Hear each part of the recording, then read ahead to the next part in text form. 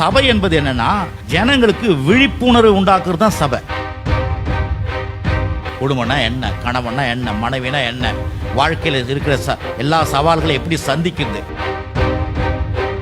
பாருங்க, ஒரு குழந்தைய தான் லாஸ் பண்ணாங்க, ஆனா இங்க ஏகப்பட்ட குழந்தைய கற்றுக் கொடுத்துருக்கிறார். சுகத்தை இழந்திருக்கலாம், வாழ்க்கையை இழந்திருக்கலாம், பணத்தை இழந்திருக்கலாம், தொழிலை இழந்திருக்கலாம், சில காரியங்கள் நம்ம இழந்து போயிருக்கலாம், குடும்பங்களை இழந்திருக்கலாம். ஆனால் தேவன்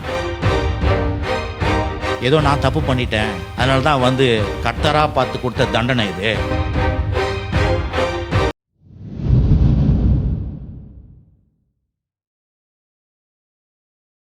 சமுதாய பணி எப்படி இந்த ஒழுக்கமாக இருக்கணுன்றதுக்காக இந்த பழையெல்லாம் வச்சுன்னு போவாங்க பார்த்தீங்களா. பிள்ளைங்களை சில நேரத்தில் ஸ்கூலில் வழியை காமிப்பாங்க, போய் ஒரு இடத்துல நிற்பாங்க, இல்லை போகிற வழியெல்லாம் காமிப்பாங்க. கொரோனாவை எப்படி இது பண்ணணும், இல்லை இந்த நோய் வந்தால் இல்லை எப்படி சுத்தம் பண்ணணும், இதெல்லாம் பலகைகளை ஏந்தி கொண்டு போவாங்க. அது என்னென்னா உலகத்தில் மக்களுக்கு விழிப்புணர்வை கொண்டு வராங்க, விழிப்புணர்வை கொண்டு செய்கிறாங்க. அப்போது அதே போல் சபை என்பது என்னென்னா ஜனங்களுக்கு விழிப்புணர்வு உண்டாக்குறது தான் சபை. ஜனங்கள் எப்படி இருக்கணும், கிறிஸ்தவ மக்கள் எப்படி இருக்கணுன்றத விழிப்புணர்வை உண்டாக்குற இடம் தான் சபை. எதனால விழிப்புணர்வு? சத்தியத்தின் மூலமாய் விழிப்புணர்வை தருகிறாங்க. ஜனங்கள் தூங்கி இருக்கிற மக்கள், தூங்கினா என்ன, வாழ்க்கையில் புரிஞ்சிக்காம கடவுளுடைய சத்தியத்தை விளங்கி கொள்ளாமல் வாழ்கிற மக்களுக்கு விழிப்புணர்வை கொடுக்கறது தான் சபை. ஆமேன் இல்லைங்களா? ரோட்டில் போகிறாங்களே, பார்க்குறீங்களே, நான் கூட போயிருக்கிறேன் பாருங்கள். போய் பலகையை வச்சு பார்த்தா எல்லாரும் பார்த்துட்டு போகணும், புகை பிடிக்கக்கூடாது, குடிக்கக்கூடாது, இதெல்லாம் சொல்கிறாங்க பாருங்கள். இப்போ கொரோனா பல விழிப்புணர்வை கொண்டு வராங்க, நடிகர்களெல்லாம் வச்சு சொல்கிறாங்க, நிறைய பேர் வச்சு சொல்கிறாங்க. இப்போது சபை என்பது என்ன? கிறிஸ்தவ வாழ்க்கையில் விழிப்புணர்வு கொடுக்கறது தான் சபை. குடும்பம்னா என்ன, கணவன்னா என்ன, மனைவினா என்ன, வாழ்க்கையில் இருக்கிற எல்லா சவால்களையும் எப்படி சந்திக்கிறது, தேவன் அதை குறித்து என்ன சொல்லியிருக்கிறான்றத விழிப்புணர்வு கொடுக்குற இடம் தான் சபையாக இருக்குது. ஆமேன், அல்லேலூயா. சரி, அப்போ பாருங்கள், இங்கே தேவன் கர்த்தர் சொல்கிறாரு, எதையெல்லாம் நாம் இழந்திருக்கிறோமோ, பிசாசு மூலமாக இழந்திருக்கிறோமோ அதையெல்லாம் திரும்பி தர்றது மட்டும் பரிபூர்ணமாய் கொடுக்க வந்திருக்குன்னு கர்த்தர் சொல்லியிருக்கிறாரு. அப்போ பாருங்கள், முதல் வசனத்தில் நீங்கள் முதல் அதிகாரத்தில் நீங்கள் பார்த்தீங்கன்னா ஆதாம் ஏவாலும் ஒரு பிள்ளையை இழந்தாங்க. ஆபேல் என்ற பிள்ளைய, நல்ல தெய்வீக பிள்ளையை இழந்தாங்க. ஏன்னா அவன் தேவனுக்கு பிரியமாக பலி செலுத்தினான். அந்த பிள்ளையை இழந்த உடனே, ஆனால் அவங்க இழந்த பிள்ளைக்கு மறுபடியும் கர்த்தர் அவங்களுக்கு குழந்தை கொடுக்குறாரு. எப்படி கொடுக்குறாரு? ஆதியாகமம் புஸ்தகம் நீங்கள் பார்த்தீங்கன்னா 5ஆம் அதிகாரம் 3, 4, 5 வாசிக்கிறேன் பாருங்கள். ஏன்னா முழுசும் சொல்லப்பட்டிருக்குது, நம்ம எதெல்லாம் இழந்திருக்கிறோமோ அதையெல்லாம் கர்த்தர் கண்டிப்பாக தருவார்ன்ட்டு. 5ஆம் அதிகாரம் 3, 4 வாசிக்கிறேன் பாருங்கள். ஆதாம் 130 வயதான போது தன் சாயலாக தன் ரூபத்தின்படியும் ஒரு குமாரனை பெற்று அவனுக்கு சேத் என்று பெயரிட்டான். ஆதாம் சேத்தை பெற்ற பின்பு 800 வருஷம் உயிரோடு இருந்து குமாரனையும் குமார்த்திகளும் பெற்றான். பாருங்க, ஒரு குழந்தைய தான் லாஸ் பண்ணாங்க, ஆனால் இங்கே ஏகப்பட்ட குழந்தைய கற்றுக் கொடுத்துருக்கிறார். அப்போ பாருங்க, சந்ததி, அது சந்ததி சேத் என்ற சந்ததியில் தான் அந்த அட்டவணையே வருது.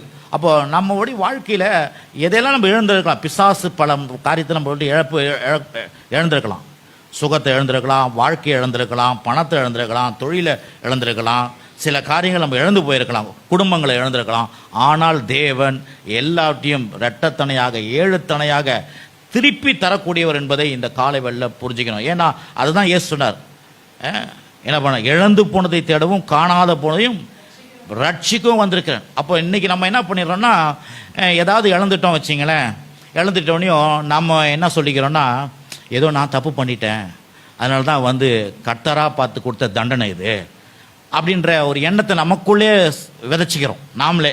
அது நேரத்தில் சில பேர்த்த கேட்குறோம், ஆமாம் நீ ஏதோ பண்ணியிருப்பேன், அதை எல்லாத்தையும் இழந்துட்டேன். பாருங்க, என்னைக்காவது அரசாங்கத்தில் போய் நம்ம வீட்டில் ஏதோ ஒரு பொருள் காணாத போச்சு, ஏதோ காணாத போச்சுன்னு சொல்லி அரசாங்கத்துக்கு சொன்னால், அங்கே போய் ஒரு போலீஸ் ஸ்டேஷனில் போய் நம்ம கம்ப்ளைண்ட் கொடுக்குறோன்னா அவங்க எப்பயாவது இப்படி சொல்லுவாங்களா, நீ சரியாக பூட்டல, நீ சரியாக ஜாக்கிரதை இல்லை, அதனால தான் எல்லாரும் திருடின்னு போயிட்டாங்க, நீங்கள் சரியாக இருந்தீங்கன்னா திருடி இருக்க மாட்டேன் சொல்லியிருப்பாங்க.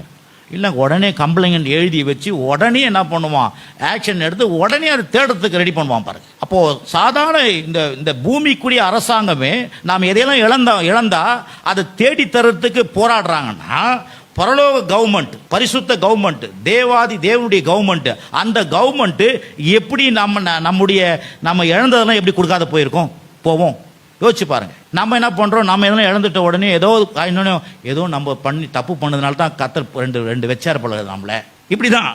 இது வேற யாரும் சொல்லி கொடுத்துருவாங்க, நீ என்னமோ நீ வந்து சரியாக உபவாசம் பண்ணல பொழுது, நீ சரியாக ஜெபம் பண்ணல, நீ சரியாக முதல் மாதிரி கோயிலுக்கெல்லாம் சரியாக போகிறதில்ல, அதனால தான் கத்தர் என்ன பண்ணார், இதை கொடுத்த மாதிரி கொடுத்து பிடிங்கிட்டார்.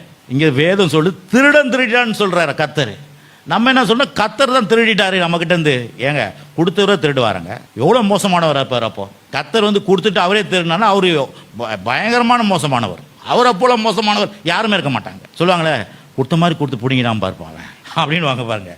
அப்போ கத்தரை குறித்து தவறான எண்ணம் இருக்கக்கூடாது. அருமையான டிவியில் பார்க்குறவங்களுக்கு சொல்கிறேன், ஆன்லைனில் பார்க்குறவங்களுக்கு சொல்கிறேன், கத்தர் ரொம்ப ரொம்ப நல்லவர். ஏன்னா வேதம் சொல்லிட்டு பாருங்க, நன்மையான எந்த ஈவும் பூரணமான எந்த வரும் ஜோதி பிதாவிடத்தில் இறங்கி வருகிறது, அவர் திரும்பி அவர்கிட்ட யாதொரு வேற்றும் நிழலும் இல்லைன்னு சொல்லப்பட்டிருக்குது.